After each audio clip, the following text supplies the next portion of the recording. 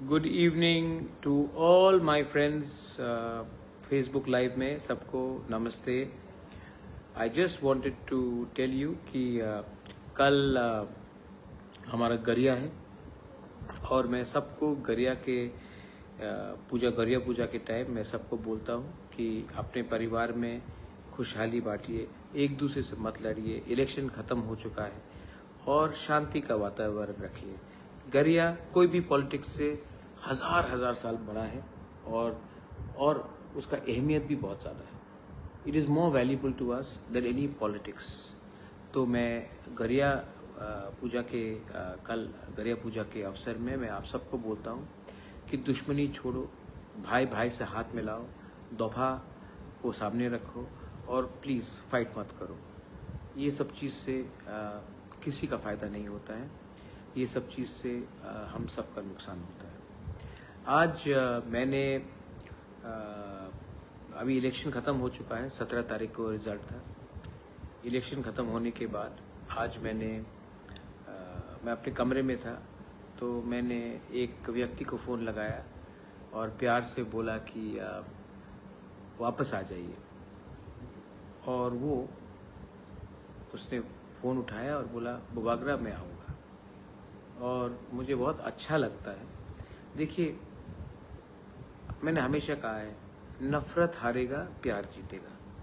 और जो लोग मुझे छोड़ के गए वो भी मुझे प्यार करते थे, लेकिन हमको भी उनको, अगर मैं राजा हूँ सच में तो as a king you should have a big heart.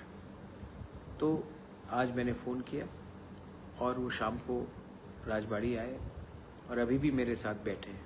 Any guesses कौन है वो वापस बीजेपी को छोड़कर मेरे पास आ गए हैं और वो मेरे बगल में बैठे हैं।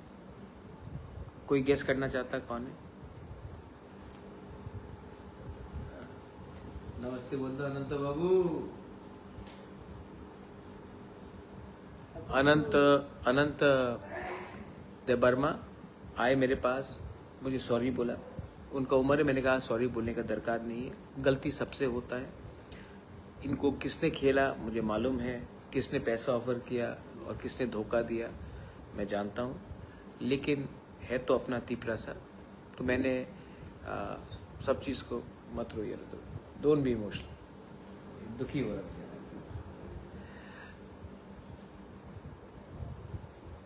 थानसा जीतेगा। हमको और आगे काम करना है, बदला नहीं लेना है, सबको एक करना है और अपने नेक्स्ट जनरेशन को जिताने के लिए एक संग होकर फाइट करना है, बस। सो वेलकम बैक अनंत बाबू। आप 12 दिन बीजेपी में थे, अब मरते दम तक मेरे साथ रहिए, अपने तोहफा के साथ रहिए। हाँ कि नहीं अनंत बाबू? हाँ, क्या बोलना, कुछ बोलना है? नहीं, वो तो पहले से रहना, अभी भी नहीं। God bless you, love you all. और कल अगेन मैं आप सबको अपील करता हूँ, वायलेंस बंद कीजिए, कुछ नहीं होगा। सब लोगों को घर जाने दीजिए। जो लोग अभी भी बाहर है, अपने गांव से बाहर है, उनको गांव वापस जाने दीजिए। उनको गरिया में पार्टिसिपेट करने दीजिए। ये ठीक नहीं है। ईश्वर के घर में हम सब एक हैं। उनको अपने गांव में जाने दीजिए और गरिया में पार्टिसिपेट करना दीजिए और उनके ऊपर कुछ मारपीट या गाली गलौज मत कीजिए, ठीक है? अगर आपका राजा माफ़ कर सकता है, दिल बड़ा करके सबको ला सकता है, तो आपको भी ये करना चाहिए। बेलाइनो हम बाय और कहा।